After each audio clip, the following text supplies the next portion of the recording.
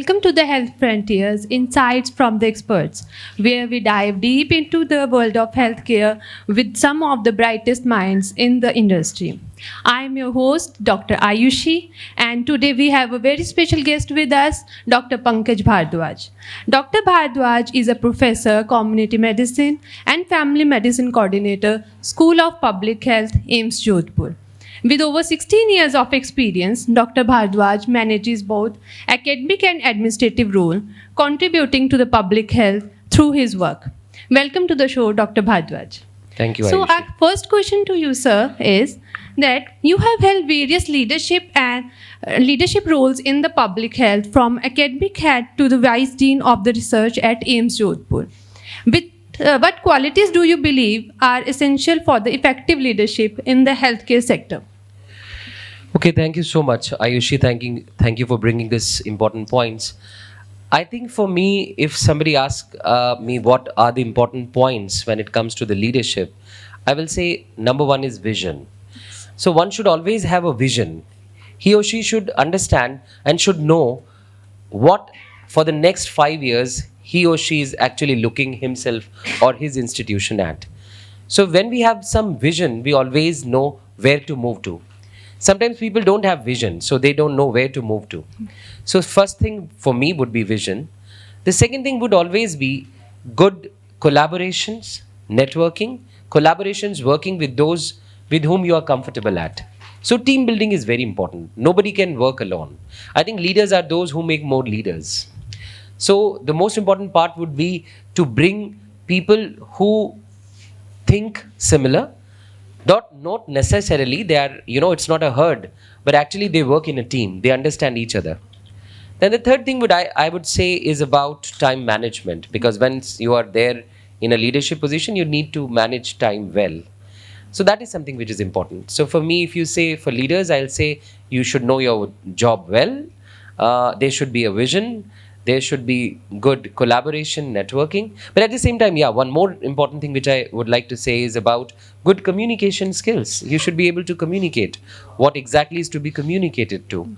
So these are some of the skills at this point of time I could recall. But yes, that's very important for being a good leader. Oh, thank you, sir. Yes, one should also have a clear goals. Okay. So our second question is that you manage both administrative and academic responsibilities at AIIMS Jodhpur.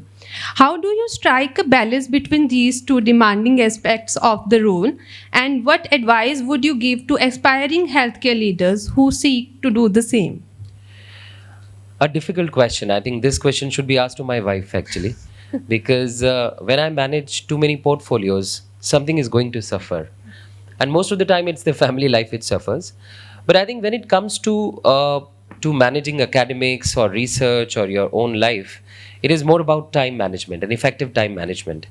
A very good book I recently read, it's written by one of a famous management guru, and I think many of you must have read that book. It is by the name of Off the Clock. And this Off the Clock is written by Laura Vanderkam. She writes that, sometimes we do have a lot of time with us. We seems busy, but we are not doing something substantial. We need to divide our work, schedule in a way which is more meaningful, and that really help us in getting a kind of time management with set goals, small objectives, short-term objectives, mid-term objectives, long-term objectives, and then finally we reach there. But definitely, as you said, that we need to have some clear-cut goals, and every day when we are waking up in the morning, we should know what exactly is going to be there in the plate today. And when we are actually going to bed, we need to find out how exactly the day went off and what were the things we need to change, we need to rectify, and how can we do it better the next day. I think that's just kind of a guru mantra from my own gurus who taught me how to deal with the time issues. Okay, yes, sir, definitely. So moving ahead, and as a coordinator for the national initiatives like National Tobacco Testing Laboratories and Adult Vaccination Center, how do you approach the management and implementation of the large-scale public health programs, ensuring both efficacy and compliance? I think these programs which you talked about, Ayushi, for example, when it comes to adult vaccination centers, Then when we started working on this few years back, then it was a concept which was new to my administrators in the hospital also. But sometimes good leadership help, and then through the available what we call as the best practices, we tried to get a kind of a feel to the administrator that it is available with us, but we need to get a kind of optimization or optimized use of the facilities which is available. So we were having our vaccination unit, but we turned out to be in an adult vaccination center, and it really worked. At the same time, you talk about NTTL, and that's again a tobacco control and related issues. Yes. We try to take the leverage of what exactly has been going on across the globe as well as in the country. I think PGI Chandigarh also helped us out in getting Yes, this, sir. because Professor Sonu Goyal was working in the tobacco control.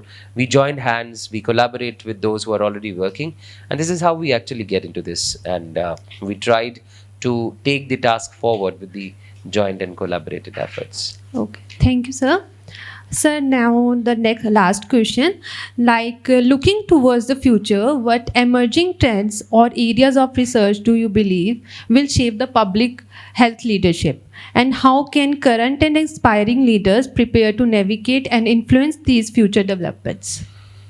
A good question. I think it's more towards, if you say about the research, I'll say implementation research is the way forward now.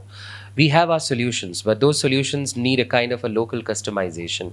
The issues are global, but the solutions will be local. So we need to understand that whatever we do, we need to have some kind of implementation research.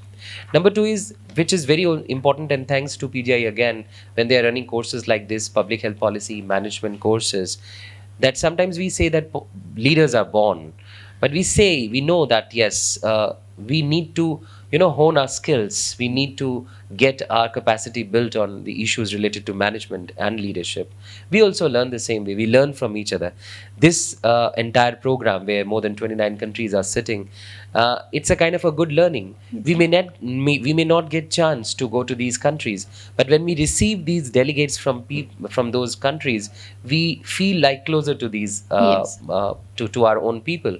And as I say, that it's the era of global health, globalization. So these kind of courses really help in shaping leadership, and it's really nice to be the part of these courses, these initiatives, meeting people, learning from each other. And I think that's how I see the future of leadership courses or research in these areas is all about. Okay, thank you, Dr. Bhardwaj, for sharing your valuable insights on the leadership and management in the healthcare. And it's been an enlightening conversation, and your experiences offer great takeaways for anyone inspiring to the lead in the public health. Thank you so much, Ayushi. Thanks for making me a part of this initiative. Thanks. And to our listeners, thank you for tuning into the Leadership in Public Health Insights with Dr. Pankaj Bhardwaj. And we hope you found today's discussion as insightful as we did. Until next time, stay healthy and stay inspired.